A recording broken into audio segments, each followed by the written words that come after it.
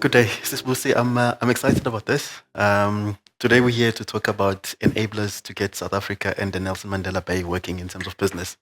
Denise, I must say about the excitement that I have is beyond measures to be speaking to Busi Mavuso. I've seen you obviously on TV, interviews and all of that.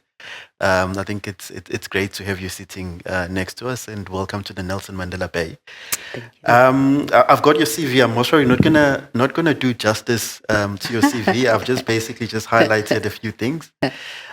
You obviously are previously managing director of Black Management Forum. I think that was you started in May 2009. Absolutely. And then you started your career actually in 1995 in banking, Yes. and you've worked in different industries, Absolutely. including banking, training, telecoms, and so on. Yeah. You hold a master's degree in business leadership with UNISA. You've Yeah. also got a postgraduate qualification in business management from Gibbs. Yeah. Welcome, and thank you for coming to the Yes. Nelson Mandela Bay. Thank you. Thank you very much for inviting me. As usual, I've got my co-host, Yes. Denise. Denise is the CEO of the Nelson Mandela Bay. The two of us actually work very closely. I think we see each other, at least speak to each other at least every day. But before we start, I'm just going to give Denise an opportunity just to basically explain why you decided to visit the Nelson Mandela Bay, what's the interest and the relationship that you have with the Nelson Mandela Bay Business Chamber. Great. Okay, thank you for that, Sia.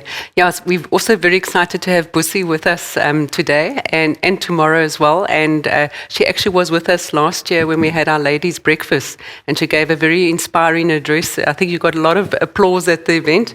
They liked what you had to say, and you don't hold back, which we really appreciate. And while Busi is here, she's also going to be addressing local business leaders and updating them on the work of Business Leadership South Africa on a national level.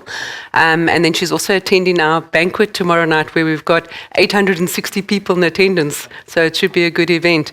But Busi, we really appreciate you coming here, and maybe if you can just say why you saw value in coming to Nelson Mandela Bay, because we often feel like the neglected part of the country. We've even been called the armpit of South Africa by some people. Wow. Yeah. Thank you very much. Thanks to both of you. Thanks for the invitation, Denise. Sia, it's a pleasure to meet you, and I look forward to working much more closely with you. I was saying to Sia earlier on that we work very closely with the BDO National Head Office, right? Yep. And the managing partner there, Bonga Mokwena, who's also the Deputy Chairman of Business Leadership South Africa. So I really think that my interest and attraction in the Nelson Mandela Bay is obviously, I think it continues to be one of the most understated provinces, Denise, and I really think that we don't pay it enough attention, as we should. It is a big employer. There is a lot of companies and industries that actually sit here. It's got a lot of great potential. But I think I'm also attracted to what the business community down here is actually doing, obviously under the leadership of Denise, and the chamber. I got introduced to that, I think about 2-3 years ago, when we ourselves as Business Leadership South Africa supported the Nelson Mandela Bay municipality in as far as plugging the gap and as far as the water leaks is actually concerned.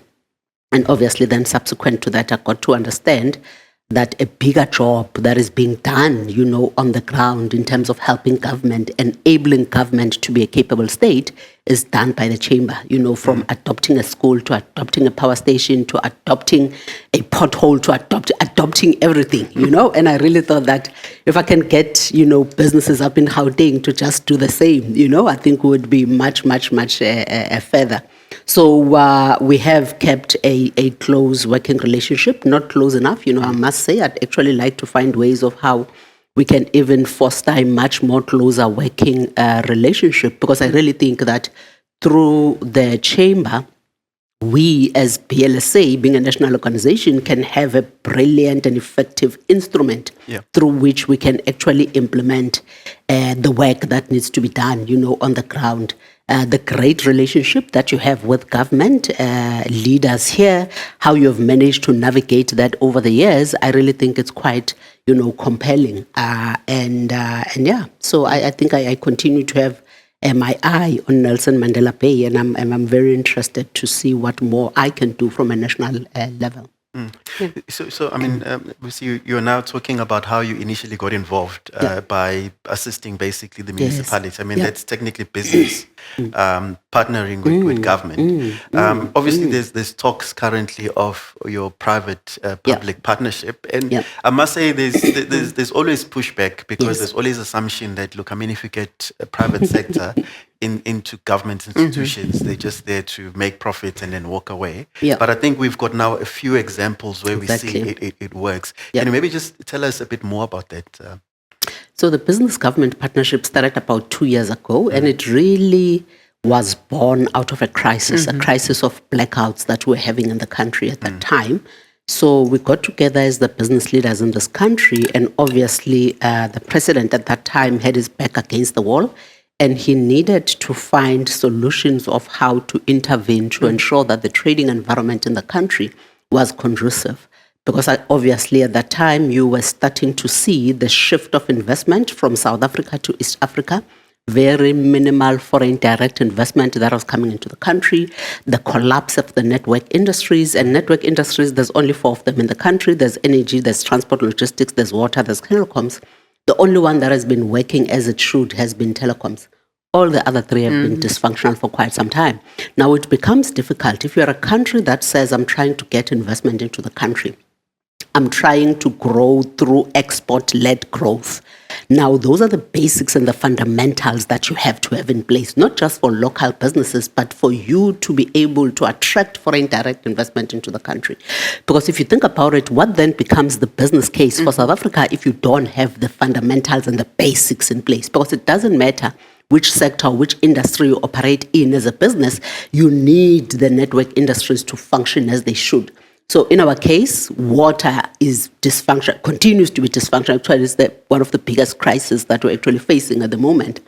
Energy, we've turned the corner in as far as that is concerned, and transport logistics is not functioning as it should. So I think when I say it was a relationship that was born out of a crisis, it really, stemmed from that. So we decided at the time in engagement with the president that we are going to focus on energy, on transport logistics, and on crime and corruption. And I guess there's no specific science on why we chose these 3, but it was a function of what does the 80-20 look like? What are the 20% of the things, if we were to get right, would make 80% of the shift in the environment and improve the trading environment? So those are the 3 that we've been working on over the past 3 years, and we have done quite well. No, thank you, Busi. And then now I think just still on this topic, Denise, you've had a number of businesses talking about wanting to partner with government. But now the biggest frustration again is that, look, when they come on board to partner with government, and then government just believes that, okay, look, you come in and do all the work, and then we'll take the shine at the end of the day. How do we then make sure that there is this balance? Also, whilst partnering with government as business, how do we make sure that we then add value in terms of imparting skills and obviously also financial support where it's needed when it comes to government? And I think probably maybe that might be one of the biggest challenges that we face in as far as this partnership is concerned. Because my concern is when we walk away, it's not an if, it's a when, because I don't think that what we're doing as the business community is sustainable. No. At some point, Denise, I think we're going to have to say, because what we're doing, we have taken over the job of government, and it's okay for now, because it's after the state capture project that we contributed to as the business community. So we therefore have an obligation now that it's time to rebuild, to say what becomes our contribution in as far as that rebuilding agenda is concerned. But what we're doing is a means to an end. It's not an end in itself. An end in itself is having a government that is functional. It's having a government that knows what it's doing. It's having a government that is a capable state. And I think that is one of the biggest issues that we have in the country at the moment. We don't have a capable state. And I strongly believe that under the GNU, that is changing. But we don't have a capable state as things stand at the moment. So we needed to intervene in as far as that is concerned, but our intervention should translate into institutionalization, the work that we're doing, whether it's systems, whether it's models, whether it's frameworks that we're building at the moment, we're going to have to leave them with government so that when we walk away, they continue, working as they should. Someone said the other day, it is systems, not people, that create continuity in organizations. Yeah. So the systems that we're putting in place, government is going to have to find a way of how do they ensure their continuity so that they can ensure that the organizations continue to function beyond this. But then it's going to have to be the professionalization agenda. One of the biggest challenges that the State Capture Project dealt us was giving us cadre deployment.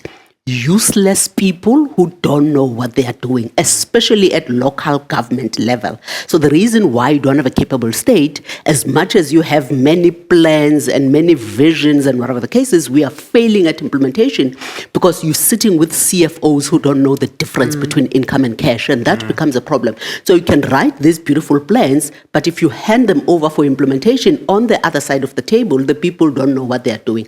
So there's therefore going to have to be that transfer of skills. So I think when we do what we do as business, we're going to have to be very conscious, deliberate, and intentional about what that transference of skills, looks like.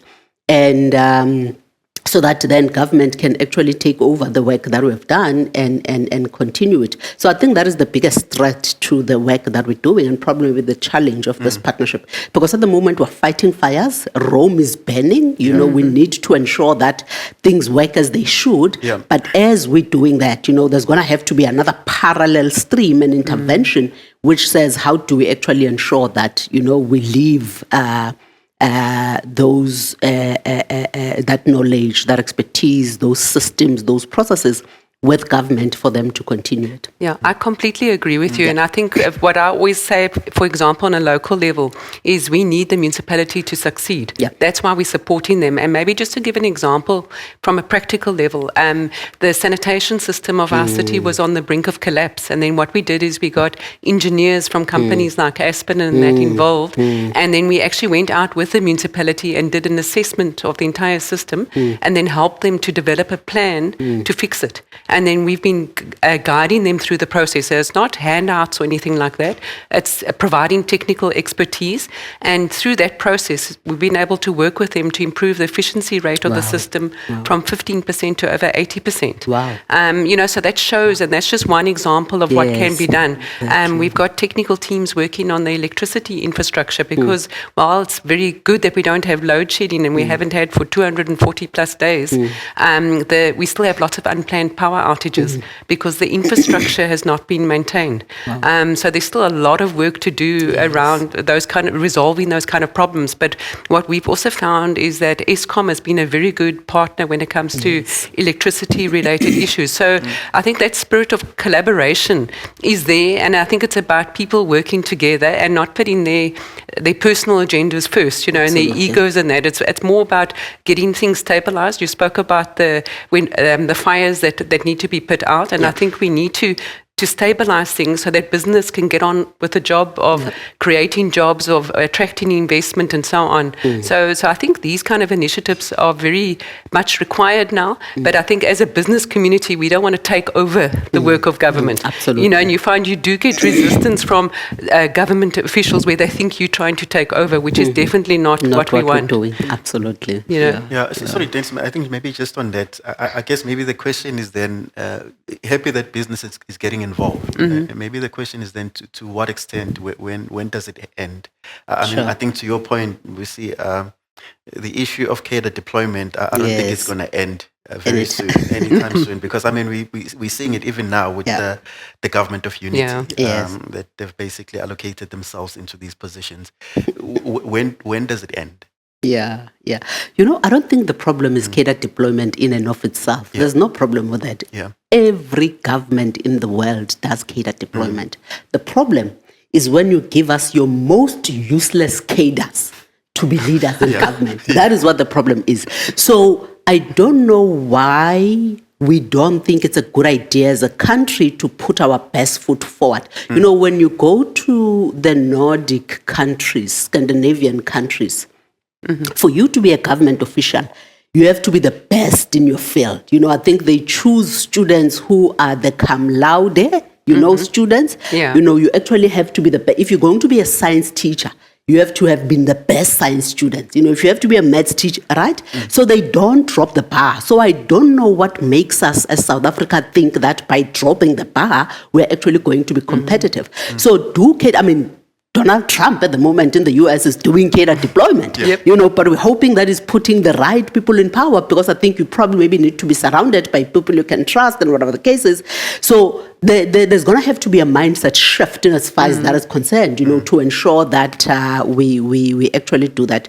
So it might be continuing at the moment, but I'm really just hoping, Sia, that the people that are being put in positions, whether they are somehow connected to the ministers or whatever the case is, they have to be people who understand that they are going into those jobs as servants of South Africa. Being a government leader is about servant leadership. And servant leadership doesn't mean a leader with many servants. It means you are there to serve. You are actually there at the mercy and at the behest of the people of South Africa who have put you in power. So I really think that as long as we can have that understanding, they can do cadre deployment all they want, but just give us people who know what they are doing and people who can actually put the country and her people first. Yeah, and I think along with that, you also need accountability. Accountability, absolutely. Because I think there's a lot of deflection that happen. Yes. And people confuse having meetings as having done something, or conferences or whatever. So we need to get much better at implementation. Absolutely. And I think there's a lot we can do as business to share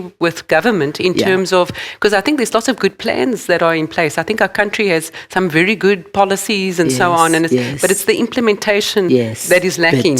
Even here on a local level, we want municipal bylaws implemented, but that implementation is not there. So then the behavior changes because people know they can get away with things, but you need that strong enforcement so that, for example, when you think of electrical substations and vandalism that occurs because they stealing the copper. If there's strong enforcement of the scrapyard dealers and the crimes and so on, then the power outages will be less. Wow. So those are the kind of things that we need to get in place. And I don't think it's impossible, but I think it's a long journey we're on. I don't think it's going to be solved overnight, but it starts with recognizing the problem, then you can start solving it. Absolutely. And I feel like when I look at an entity like Eskom, I find them very encouraging in terms of, I know there's still big challenges ahead in terms of sustainability and so on, but I think it's definitely got the right mindset and is able to move forward, and we need that to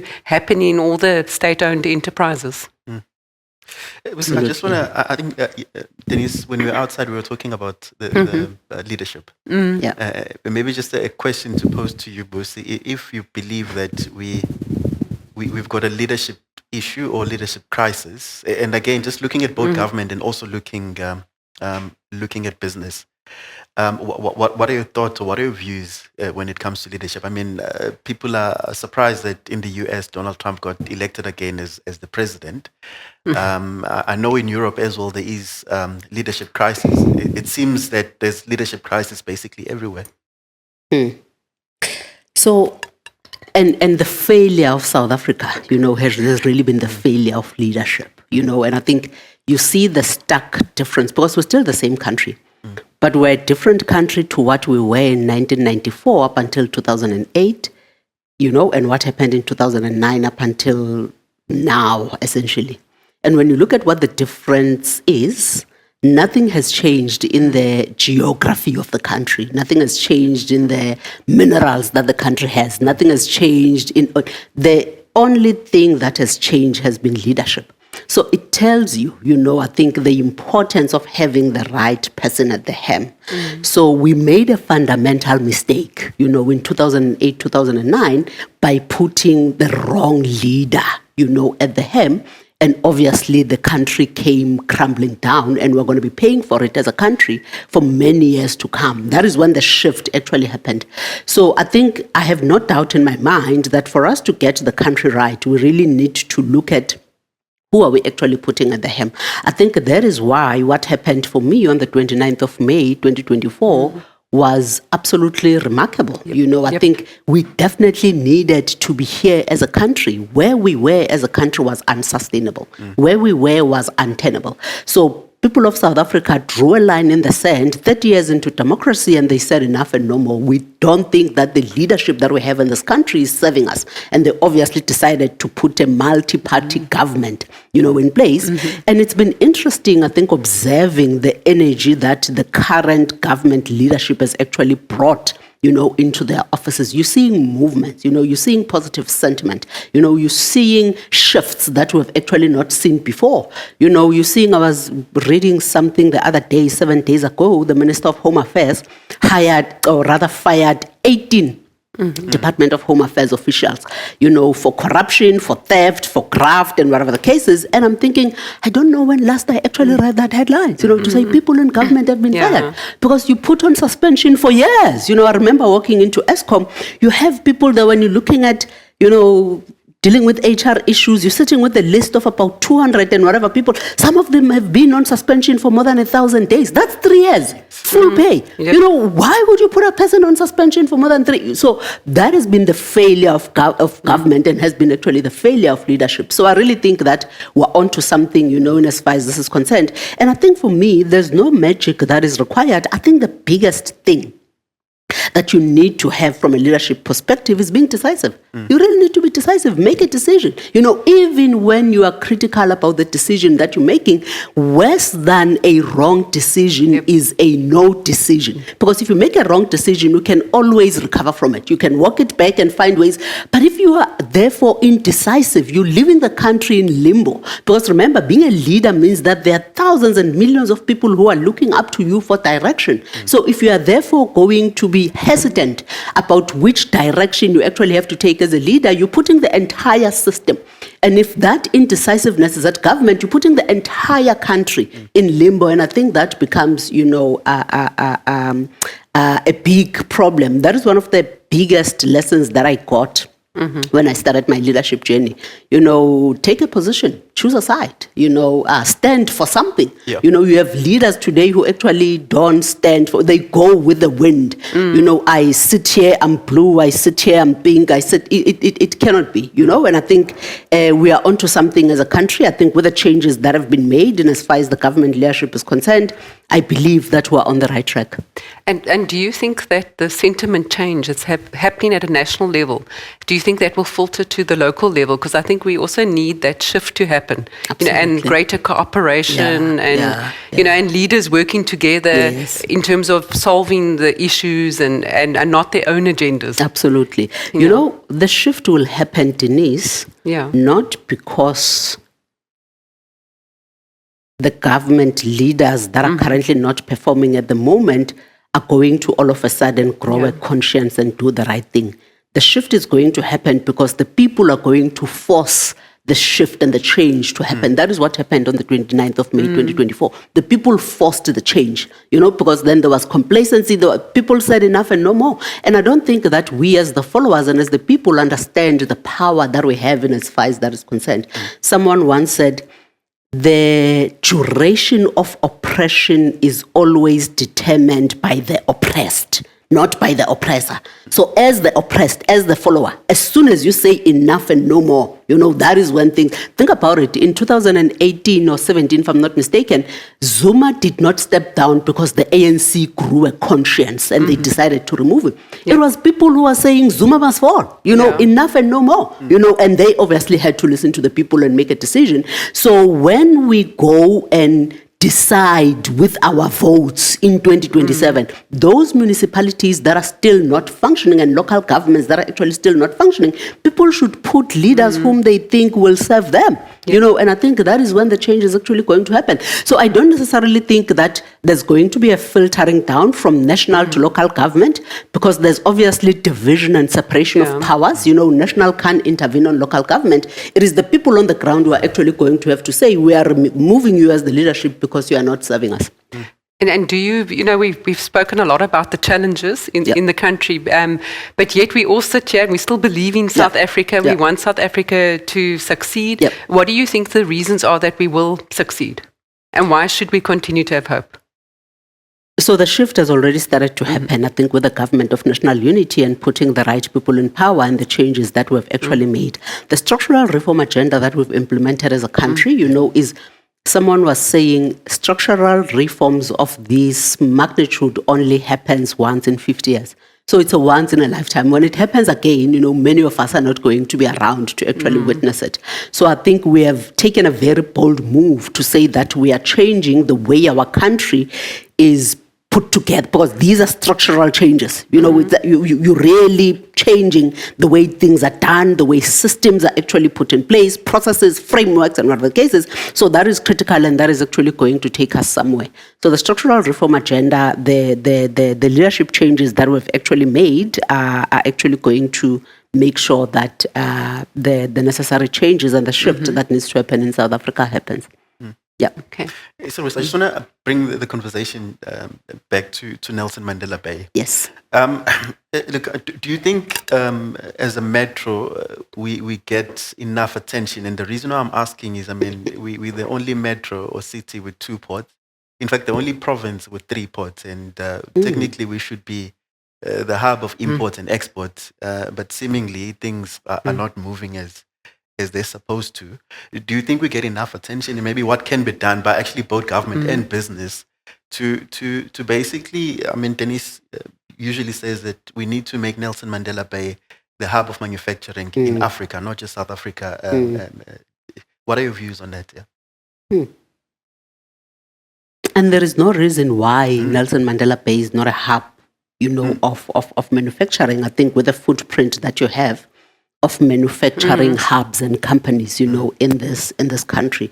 I think the work that is being done by the chamber, I think, is the step in the right direction. Yeah. But we obviously need scaling, in as far as how do we ensure that there can be further reach, precisely what is being done, but you actually reach it. You give it further reach as it were. So I don't think that we're paying enough attention as a country to Nelson Mandela Bay. For some reason, it's still KZN, Cape Town, or Durban, Cape Town, and Joburg. Yeah. And I think the Eastern Cape as a province, in its entirety, hasn't been an area of focus. So I wonder, Denise, how do we, and I think with people like Martina Bini, with people like Billy Tom, and all these big companies that are here, how do we actually shift the agenda and make sure that this problem maybe gets attention from a national level? Because if this province doesn't perform at the level that it's supposed to perform, if something goes wrong in this province, then a lot is at stake. I think it has the potential to not only impact the economy of the province, but that will actually have a cascading effect, to national. I was listening the other day about, is it Mercedes-Benz who's going to be retrenching about 400 people? Has that happened? 750. Has that happened already? Yeah, they were able to do voluntary separations and early retirements as well, but it has been concluded. Those numbers are not only going to have a provincial impact, they are going to have a national impact.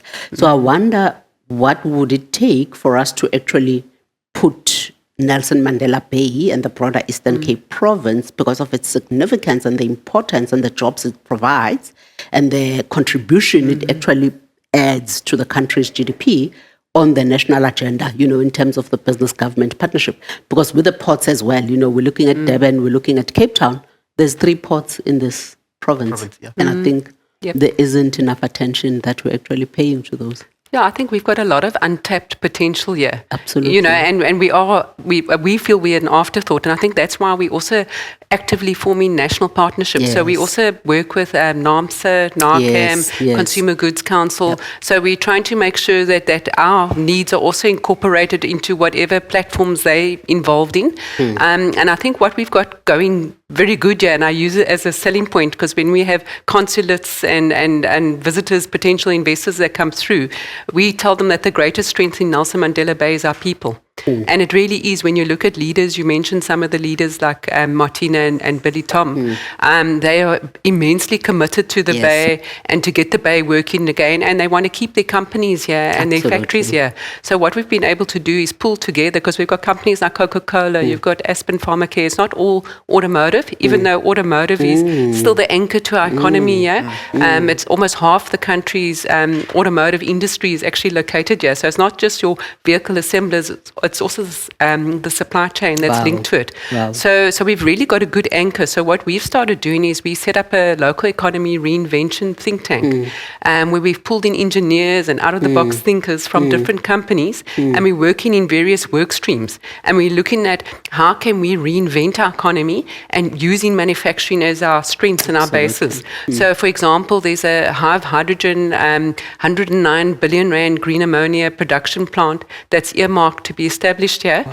We're already working with them. We've got a hydrogen work stream. Wow. We're looking at opportunities in that economy, like wind turbine manufacturing, electrolyzer manufacturing. Those are all things we have the capability to do here. So that's the kind of stuff we proactively doing as a business community. And we've also been working with the Presidential Climate Commission. They're quite interested in a lot of what we're doing, and they want to get into an implementation model with us next year. So, and also the way we've been able to organize businesses into geographic areas, all the industrial and commercial areas in the metro, and they all mobilize and working together to address issues in their operating environment. But then some of them are getting quite visionary. So, for example, in Perseverance, we've got that cluster that's wanting to establish an eco-industrial park. And they want to set up a solar park where workers have ownership in the solar park. They're looking at water security solutions so they can be self-sufficient.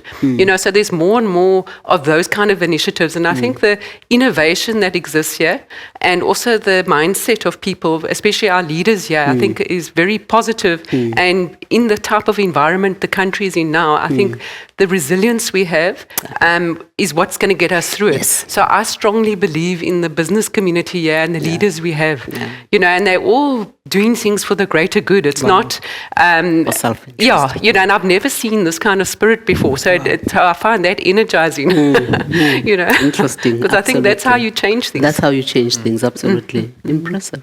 I must say, I think I'm positive about our country. I think the direction that we're starting to move into.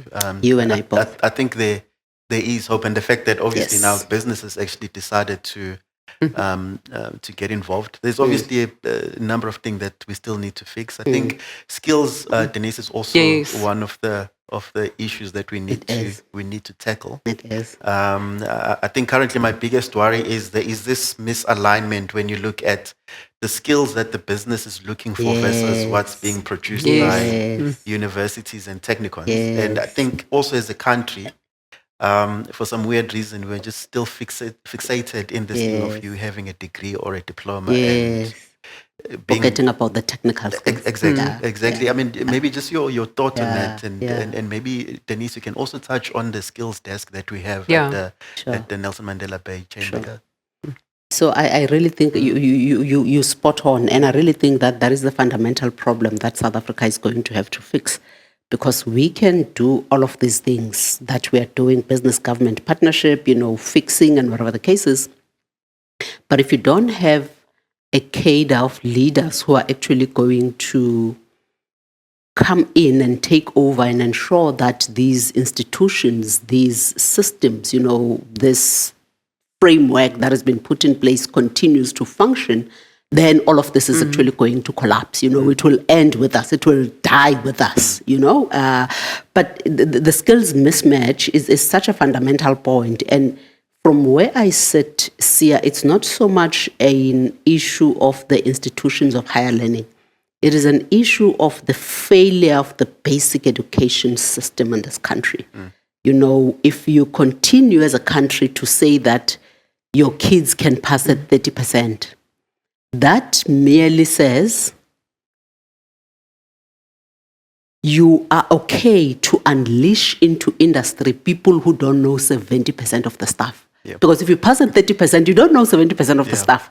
There's 1 million matriculants that enter the workplace every year, and those actually have to be absorbed by industry. So if they pass at 30%, it poses a serious challenge for us as businesses, because we continue to say, and it is true, that your biggest asset as a business, it's your people.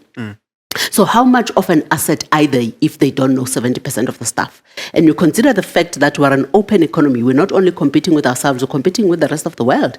What's happening in Asia is that their grade 4, their grade 5 learners are being taught programming and coding, while our grade 4 learners at home can't read for meaning. So you can see how our kids have lost the race before they've even begun running. I think what we're doing in as far as basic education in this country, we are committing treason as this government, by not giving our kids quality education, because then it means that we are condemning them to failure. And it's unfortunately those kids who come from previously disadvantaged backgrounds, because they don't have a choice, unlike your and my kids who can go to private schools. They actually have to go to this public school system. This public school system which says you can pass at 30%. This public school system which says you don't have to study maths, you can study maths literacy in an era of technological advancement, where we know the STEM subjects, are what you actually have to be pushing for. You are saying to kids, don't do maths literacy. I don't even know who came up with maths literacy. I matriculated in 1994. There was no maths literacy. There was Bantu education. There was no maths literacy. You just did maths, and there are schools in South Africa today which don't teach maths and science because they are saying we don't have teachers for maths and science. So you can see the tragedy, and the unfortunate circumstance and position that we're putting these kids through. So for me, education is actually the biggest one. So if we're not going to solve for that, this issue of skills is actually going to continue to be. But I'm very encouraged, again, going back to where government is at the moment. We had this conversation, I think it must have been 2 weeks ago, with the Minister of Basic Education. She says we have gotten the issue of access to education right. Now our focus needs to be on the quality of education, because our quality of education is not what it should be. But for us to address the quality of education, she also then talks about the inequality in education that you actually have. She says, while we have the stats that says 80% of our kids, grade 4 kids, can't read for meaning, you'll never be able to bridge that gap, because if you look at a child born in Sandton and you look at a child born in rural Eastern Cape, this child born in rural Eastern, and that is the failure of early childhood development, by the way, because I guess the biggest development as a human being is in your first 3 years. So if these kids only go to school for the first time at 7 years, you can already see that they are behind. They really have to do a lot to play catch up. So if this kid in rural Eastern Cape did not go to early childhood development, the first time they hold a book in their hands is at grade 1 at age 7. The child born in Sandton was born with this thing, with the gadgets and whatever the case is from day one, right? They go to early childhood development at 6 months. They already are stimulated, from a very young age. So the inequality, you are never going to be able to solve for that. So this poor child at age 7, grade 1, first time holding a book in their hands, in 4 years at grade 4, you are saying, I'm going to assess you for reading for meaning. They don't stand a chance whatsoever. They are never going to win. So those are the things that we actually have to, and I think it's inspiring to see that you have a government minister who gets it, to say, if we want to fix the quality of education, or who has actually done an analysis and said, what is fundamentally broken with our education system? Because then it's garbage in, garbage out. So they go through this public schooling system, they matriculate with English, Afrikaans, Zulu, maths literacy, life orientation, geography and history. What chance do they have? What do you even study at varsity? You can't be a chartered accountant, you can't be an engineer, you can't be. So you can see that you've been failed by the basic education system. So we can blame universities all we want to say that they're not producing the right skills, but these kids have very limited choices when they go to varsity, because they've been taught rubbish subjects that, industry doesn't want. So I'm glad that we're starting to have those conversations, and obviously we're going to be making that shift. Yeah, and I completely agree with what you said, and I think education is the most important right that all South Africans deserve, good education. Absolutely. And when you look at manufacturing, for example, in the automotive sector, when they're hiring people to work on the production line, they're looking for people with matric, but with real maths as a minimum. Excellent. And to me, that also needs to, from all levels, people need to understand that. And then what we've also done is we've launched, Sia was referring to it, a skills development desk. In fact, it's going live early this year, next year. We've got Harambee that's come on board because we want to have a strong youth focus as well. Yeah. And the first thing we're going to be doing is doing a survey among industry to understand what their technical skills requirements are, what do they have, and what do they need in the future, and what is the shortage of. And then we want to develop initiatives to address that. But also some of the things we started doing is, you mentioned companies that are downsizing. We've actually reached out to some of them and said, send us the list of the skills that will become available, because we've got new investors that are coming in. So in the auto industry, we've got a company called Stellantis that's setting up a 3 billion rand light commercial vehicle production plant, and they're going to have to hire 1,000 people. So then let's find where we can place these people, because you also don't want people to be poached from other manufacturers, because they're struggling to find the skills. So the irony is you have high unemployment rate, but you also have vacancy rates because of the skills mismatch. So we're trying to get everybody to work together, and we've even had one of the major manufacturers indicate that they're willing to train other people to go work at other companies. So that their own skills don't get poached.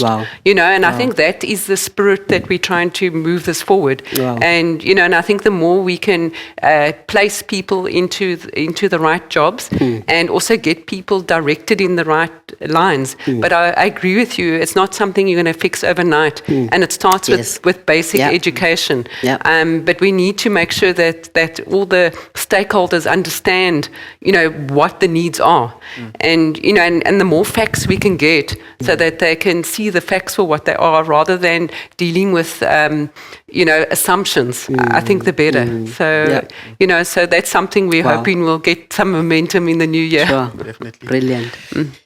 Basically, Denise, I think if it wasn't because of a time limitation, I think we could sit here and talk about these issues the whole day.